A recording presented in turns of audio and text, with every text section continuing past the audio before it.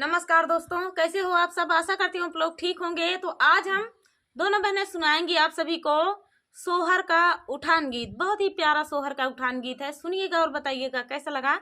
तो देर न करते हुए चलिए सुनाते हैं ये प्यारा सा सोहर का उठान गीत।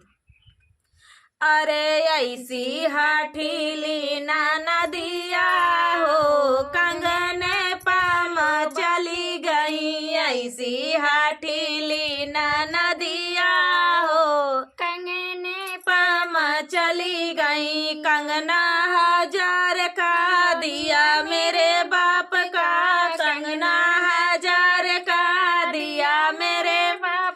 अरे मैं तो न दूंगी कंगनावा हो, कंगने पामा चली गई। मैं तो न दूंगी कंगनावा हो, कंगने पामा चली गई। ऐसी हठीली ना नदिया हो, कंगने पामा चली गई। ऐसी हठीली ना नदिया हो, कंगने चली गई। बहरे से आवई ससुर समझावई, बहरे से आवई ससुर समझावई। मेवाया मिश्री ससुर लइके आवई, मेवाया मिश्री ससुर लइके।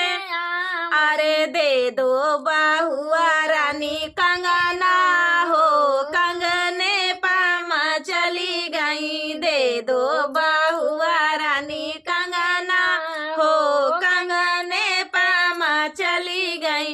ऐसी हठीली ना नदिया हो, कंगने पामा चली गई। ऐसी हठीली ना नदिया हो, कंगने पामा चली गई। बाहरे से आवई देवर समझावई, बहरे से आवई देवर समझावई।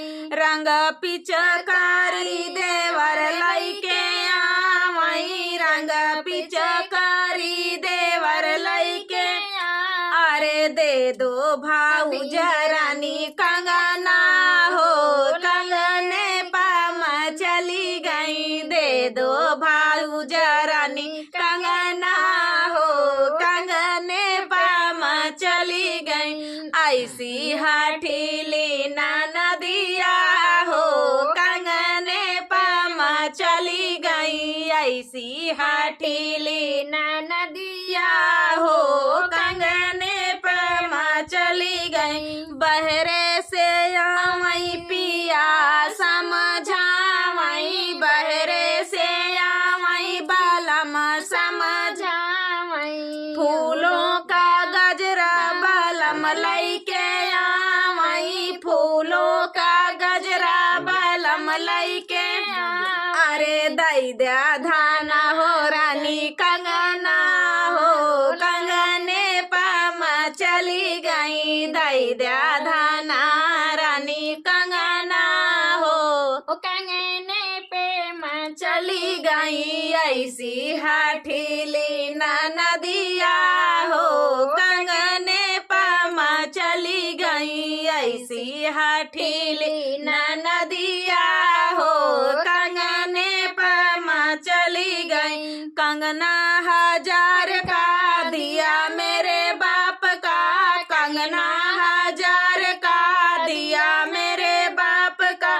ले लो सावती रानी कंगना हो, कंगने पे माँ चली गई। ले लो सावती रानी कंगना हो, कंगने पे माँ चली गई। ऐसी हठीली ना नदिया हो, कंगने पे माँ चली गई।